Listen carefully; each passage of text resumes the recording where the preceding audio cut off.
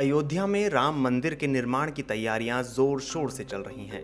इस बीच राम मंदिर तीर्थ क्षेत्र ट्रस्ट के सदस्य कामेश्वर चौपाल के एक दावे ने सभी का ध्यान अपनी तरफ खींचा है।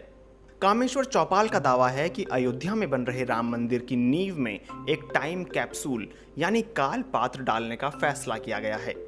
चौपाल ने बताया कि टाइम कैप्सूल को जमीन से 2000 फीट नीचे गाड़ा जाएगा ताकि भविष्य में अगर कोई मंदिर के इतिहास का अध्ययन करना चाहे तो उसे राम जन्मभूमि से जुड़े तथ्य मिल सकें और फिर से कोई विवाद खड़ा ना हो। लेकिन राम जन्मभूमि तीर्थ क्षेत्र ट्रस्ट के महासचिव चंपत राय ने टाइम कैप्सूल की बात को अफवाह बताया है, यानी ट्रस्ट के सदस्य ही टाइम कैप्सूल की बात पर संशय में हैं। इसके साथ ही एक विवाद ये भी है कि इस टाइम कैप्सूल में क्या डाला जाएगा। कुछ लोगों के लिए ये एक तरह से अयोध्या विवाद का इतिहास लिखने जैसा है। वहीं कुछ लोग टाइम कैप्सूल क्या है, कहां से आया है और इसके महत्व को समझने की कोशिश कर रहे हैं। हम आपको बताते हैं कि आखिर टाइम कैप्सूल होता क्या है। टाइम कैप्सूल या कालपात्र एक ऐसी डिवाइस होती है जिसकी मदद से वर्तमान दुनिया से जुड़ी जानकारियों को भविष्य या दूसरी दुनिया में भेजा जा सकता है।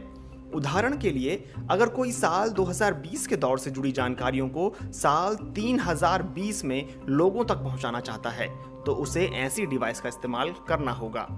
ऐसा करने के लिए सबसे पहले वर्तमान दुनिया से जुड़ी जानकारी को किसी ऐसे स्वरूप में संग्रहित करना होगा जो हजारों सालों के बाद भी सुरक्षित रहे।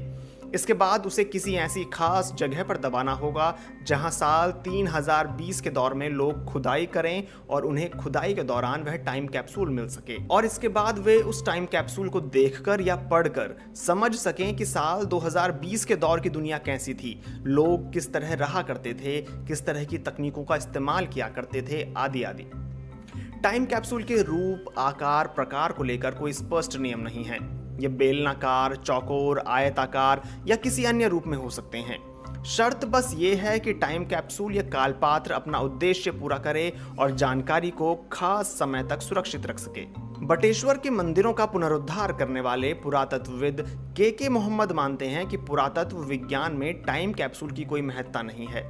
वे कहते हैं, टाइम कैप्सूल कैसा होगा ये सिर्फ उस व्यक्ति या संस्था पर निर्भर करता है जो उसे डिजाइन कर रही है। आकार आदि की बात की जाए तो बेलनाकार या गोलाकार वस्तु जमीन के अंदर दबाव झेलने में ज्यादा सक्षम होती है, लेकिन अब तक भारत में ऐसा कोई टाइम कैप्सूल नहीं मिला है। इससे पहले अब तक एक बार पूर्व प्रधानमंत्री इंदिरा गांधी ने लाल किले के अंदर टाइम कैप्सूल डलवाया था।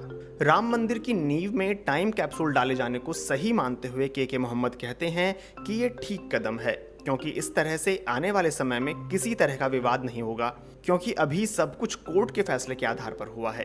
भारत में टाइम कैप्सूल का इतिहास ज्यादा पुराना नहीं है।